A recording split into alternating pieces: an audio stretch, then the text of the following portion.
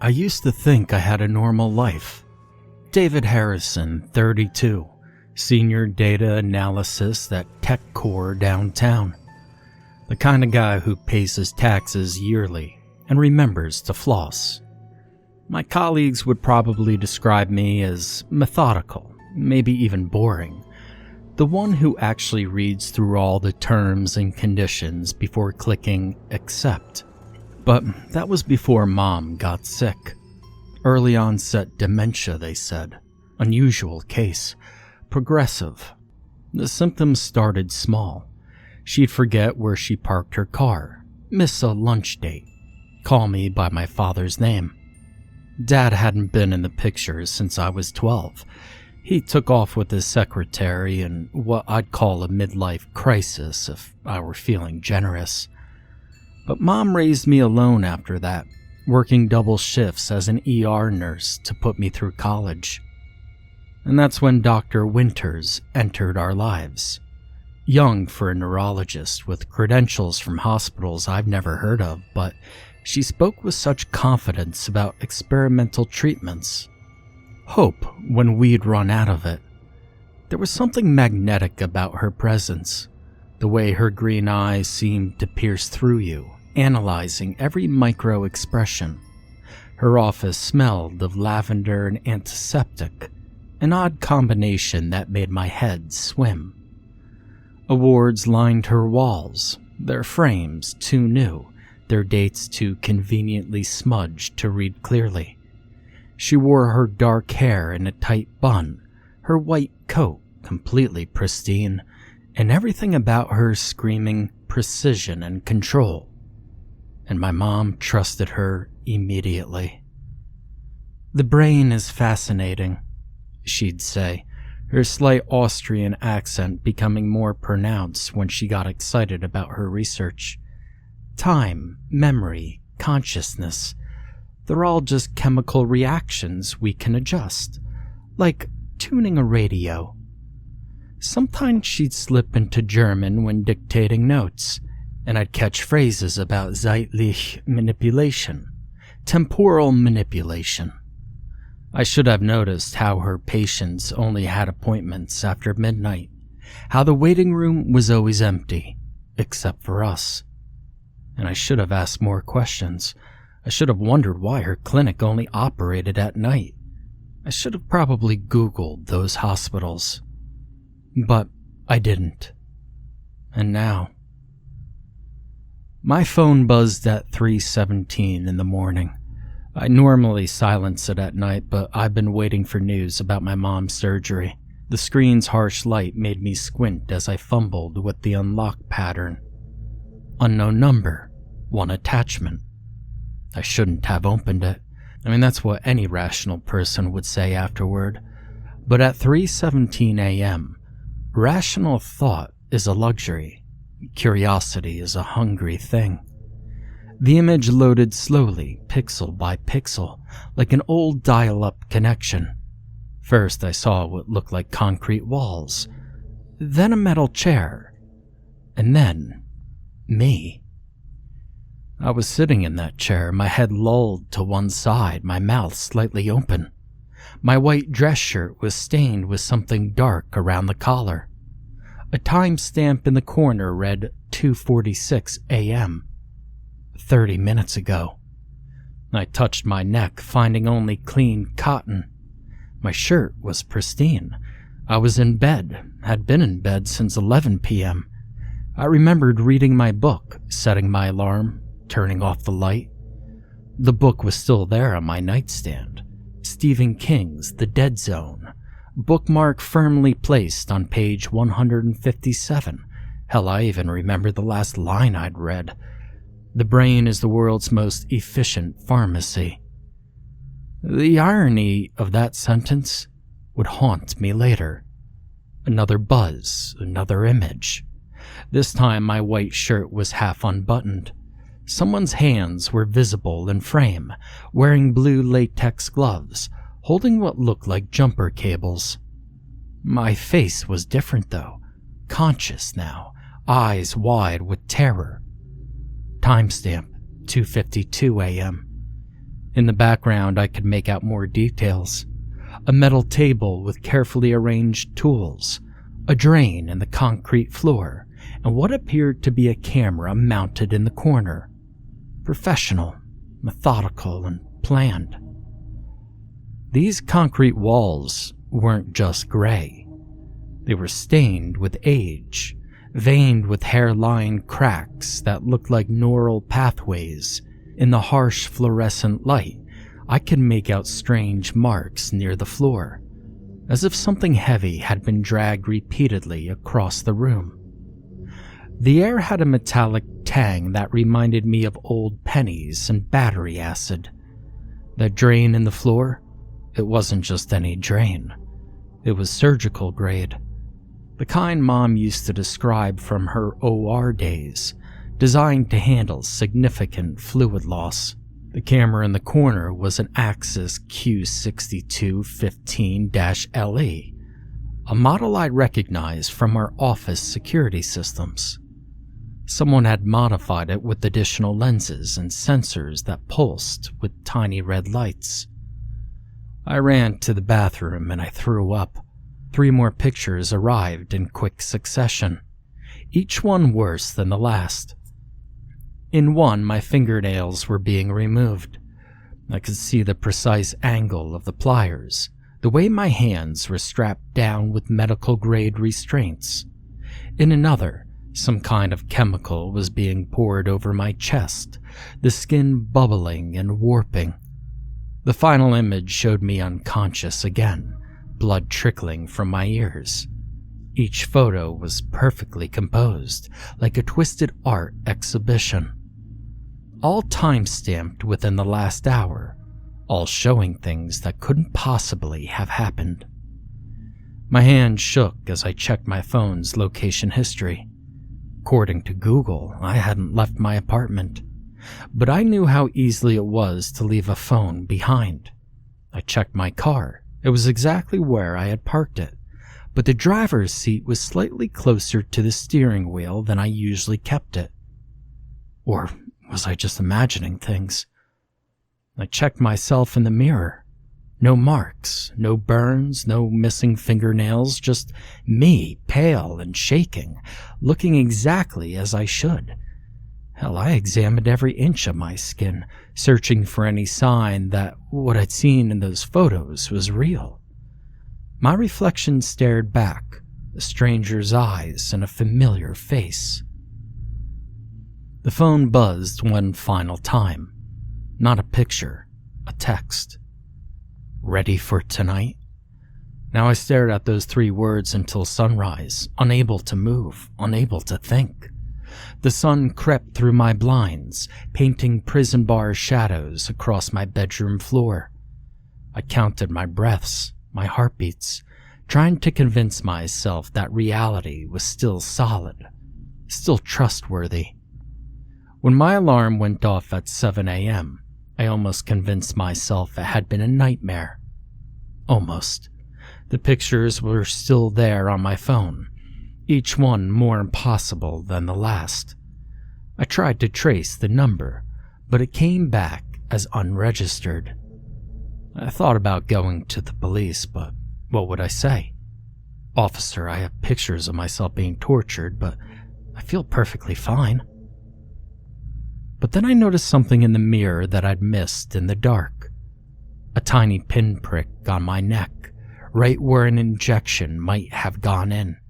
And under my shirt collar, so faint I could barely see it, the shadow of a burn already healing, as if it had happened days ago instead of hours before.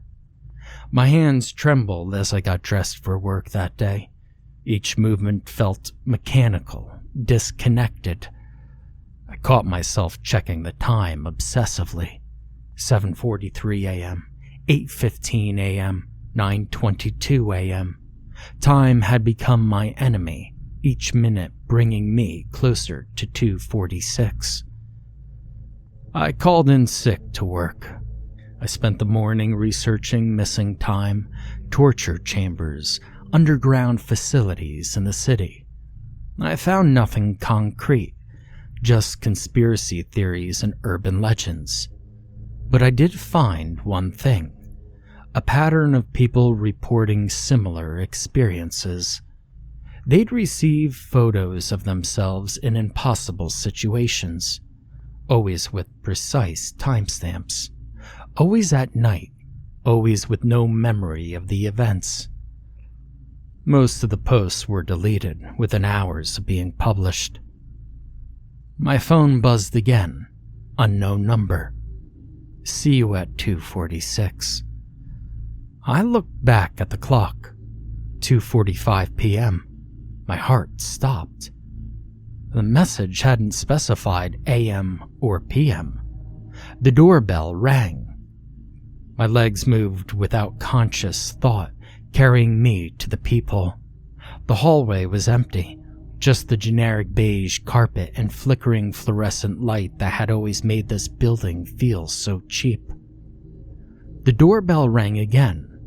Still, no one there. My phone vibrated in my pocket. Open the door, David. I hadn't told them my name. With trembling fingers, I unlocked my phone and pulled up the photos again, studying them more carefully. There, in the background of the second image, partially hidden behind the torture implements, a framed medical license. The name was blurry, but I could make it out. Dr. Sarah Winters. A quick Google search made my blood run cold. Dr. Sarah Winters had been my mother's neurologist for the past 6 months. The same mother who was now in surgery that I'd been waiting to hear about when this nightmare began. The doorbell rang a third time, followed by a knock. A woman's voice, professional and familiar, called through the door. Mr. Harrison, this is Dr. Winters. I have news about your mother's condition. My phone buzzed again. A new image. My mother was on an operating table. Her skull was open, but instead of proper surgical instruments, I saw the same tools from my torture photos laid out beside her. Timestamp 2:47 p.m. 1 minute from now. I backed away from the door, fumbling for my other phone, my work phone. As I pulled it out, a text notification lit up the screen. Code blue. Neurology ward. It was from the hospital where Mom was supposed to be having her surgery. The knocking became more insistent. David, your mother's procedure was successful. We just need to discuss some follow-up treatments. For the both of you. I ran to my bedroom, grabbing my car keys.